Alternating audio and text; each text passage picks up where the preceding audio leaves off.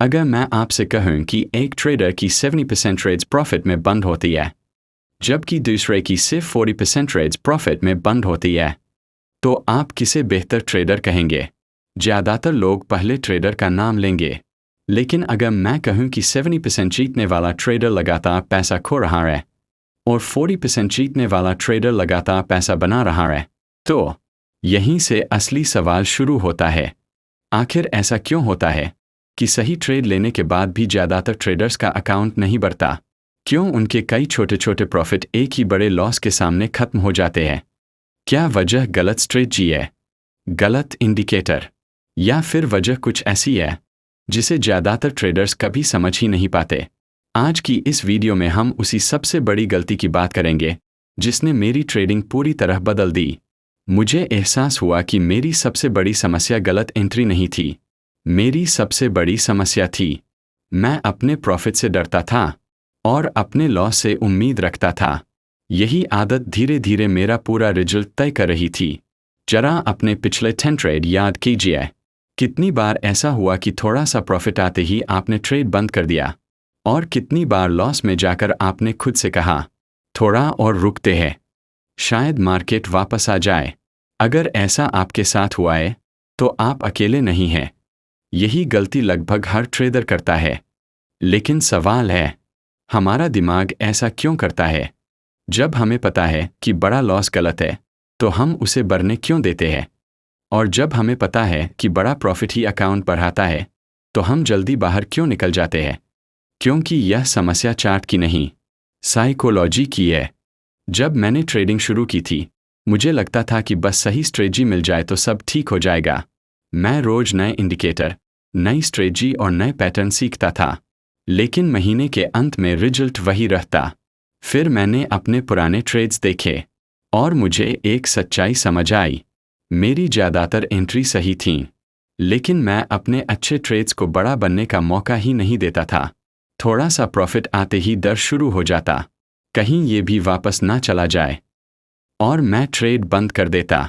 लेकिन जब trade loss में होता, तब मेरा दिमाग कहता, थोड़ा और रुक जाओ। यही सबसे बड़ा विरोधाभास है। जहां धैर्य रखना चाहिए वहां हम डर जाते हैं, और जहां तुरंत निकल जाना चाहिए वहां उम्मीद करने लगते हैं। याद रखिए, मार्केट आपके खिलाफ नहीं खेलता। कई बार आपका अपना दिमाग ही आपके खिलाफ खेलता है। 300 इंडियन रुपीस का प्रॉफिट दिखाई देता है तो डर पैदा हो जाता है, लेकिन 1500 इंडियन रुपीस का लॉस दिखाई देता है तो उम्मीद पैदा हो जाती है।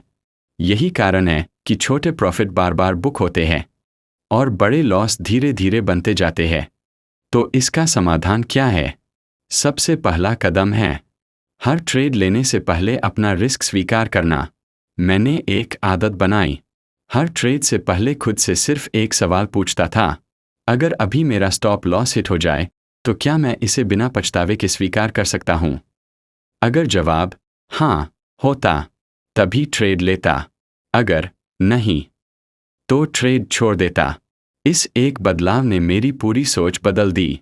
अब मेरा फोकस प्रॉफिट पर नहीं, रिस्क पर था, क्योंकि मैंने समझ लिया था, बड़ा प्रॉफिट कमाने से पहले बड़े लॉस से बचना जरूरी है। एक और बात हमेशा याद रखिए, स्टॉप लॉस हिट होना असफलता नहीं है, लेकिन स्टॉप लॉस हटाकर छोटे लॉस को बड़े लॉस में बदल देना, यही असली गलती है।